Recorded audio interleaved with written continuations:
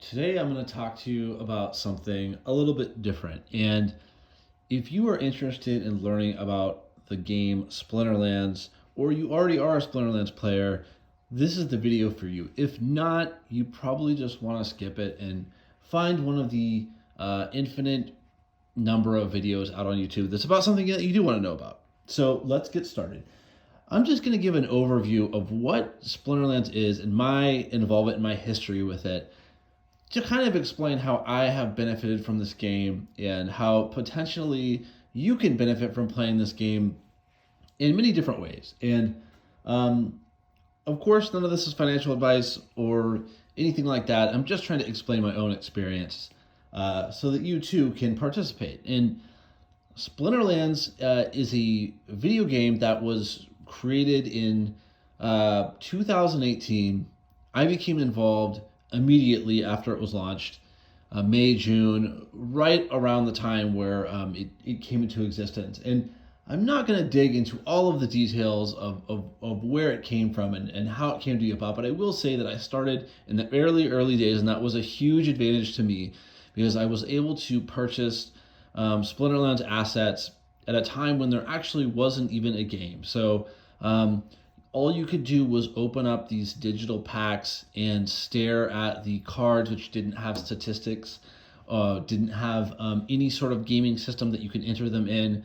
There was no such thing as rewards. There was no dark energy crystals or splinter shards, which are the current two tokens involved in the game. There was no such thing as land. There was no such thing as a market. There was nothing. And so it was very risky at the time to put a lot of money into this game.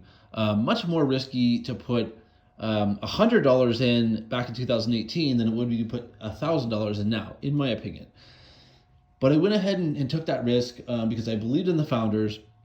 And today we have a game that was very dynamic, very significant, has benefited hundreds of thousands of players, and it can potentially benefit you as well. This system is called play to earn. So right away, I want to help people understand that you're not going to join Splinterlands and just suddenly become rich overnight or even in a really short period of time without investing your own funds into the game. So there's all kinds of videos on how you can do that and the different ways that you can do that. But I think it's really important to have expectations set in the correct way when you start to play Splinterlands because that can lead to disappointment when you may not be earning thousands and thousands of dollars right away. But right away, I will say that because this is a blockchain-based game with NFT assets, that you are able to earn from this game and own your own assets, and that's already a massive, dramatic advantage to other types of video games where you just play them and then when you're done, you cannot resell any of your assets or generate any sort of income from them. So right away, that's a big difference about Splinterlands. Some of these props here, by the way, are just Splinterlands branding and logos. None of this stuff is actually used in the game. So these cards that you see here are just kind of promotional items. So I don't want to confuse people by thinking you can actually use these for anything other than content creation, which is what I do. So there are various ways that you can earn money from Splinterlands. There's a lot of ways you can earn from ranked battle and play and tournaments and season rewards.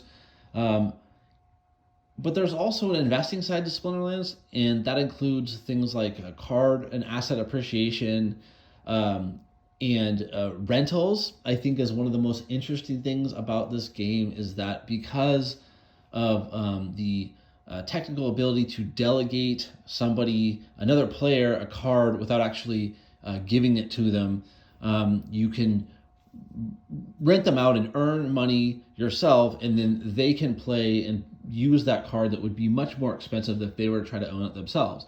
And then they can use those proceeds to build their own deck, and eventually maybe they can start renting out to other people.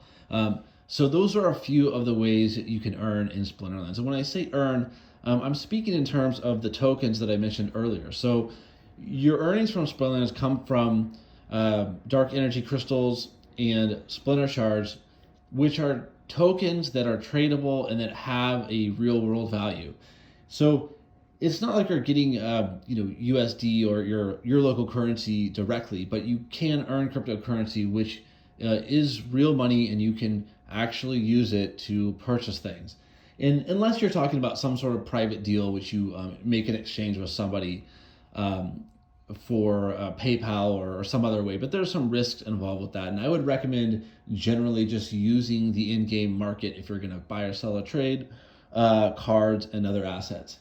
So those are some of the ways that you can utilize this game, and there's a number of other ways, and I've detailed some of these in Instagram Reels, which I've now put on YouTube to make YouTube Shorts. Many of you new subscribers might be more familiar with that type of content, and I did have someone ask me for a longer form type of content explaining the game, so that's kind of why I'm doing this, and I'm sure that I've missed all kinds of things. There's a lot of things that are still coming to the game.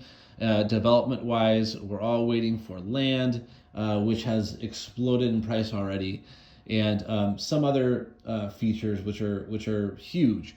So I think the most important part is that if you are interested in Splinterlands, I would just say get your hands in there and start playing. Buy the Summoner Spellbook. That's the initial cost. It's like $10. And then look into renting and all of these other things that will help you start to gain some traction in the game. And it will take a good amount of time for you to get going and perhaps like earn real type of money where you can actually supplement your income or even replace your income. But it is possible. You just have to set your expectations properly, and it can be a very valuable experience depending on where you are in the world and what your requirements are. So I might do some more videos on Splinterlands, kind of further explaining different aspects of the game if this is interesting to people. So please let me know if this was useful or helpful and what other details I can go into further as an OG Splinterlands player. Thanks for watching.